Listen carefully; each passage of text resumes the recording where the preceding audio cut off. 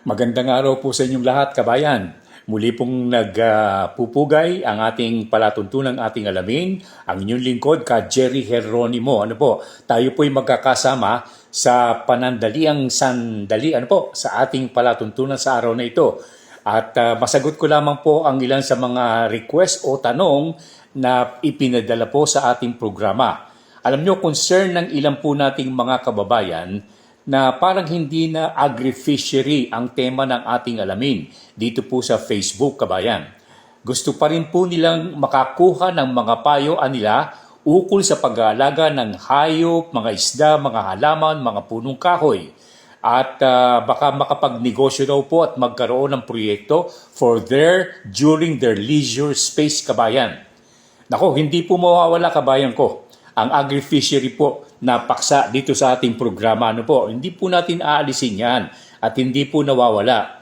At kung sakasakali, kabayan ko, nakakakita po kayo ng mga bagay na may kaugnayan po sa ibang mga paksa o topic, ay yan po ay parang variety lamang po na inilalagay natin. At sabi nga po ng ating mga kababayan, gusto po nilang makakuha ng mga payo sa mga paksang ating pong pinag-uusapan sa palatuntunang ating alamin at baka pasok po sa mga negosyo nga at saka sa mga proyekto na kanilang pakikinabangan.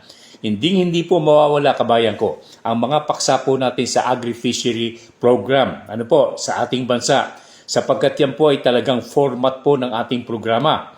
Pero yung ibang paksa tungkol po sa ibang mga pangyayari at mga kaisipan, para lang magkaroon po tayo ng variety, kabayan. Hindi tayo mauumay, kabayan ko, kumbaga sa pagkain po.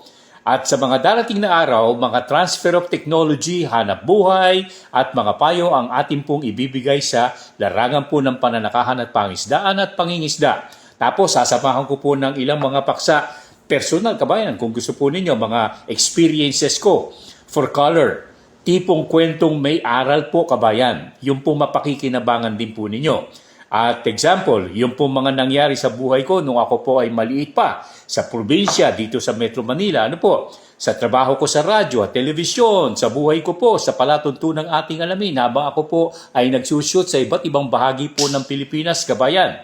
Pero ang pinakasentro po ng ating programa, agri-fishery at kabuhayan, kabayan ko. Okay? Yung pong ibang mga paksa like politics, politika, and others, sa ibang show na po na lamang nyo panoorin niya, kabayan. Ang ating alamin, may sasabi nga po natin na oasis, kabayan, ang ating alamin. Kadluan po ng maayos na kabuhayan dito po sa ating bansa na pinagsisikapan po nating mapaganda, kabayan.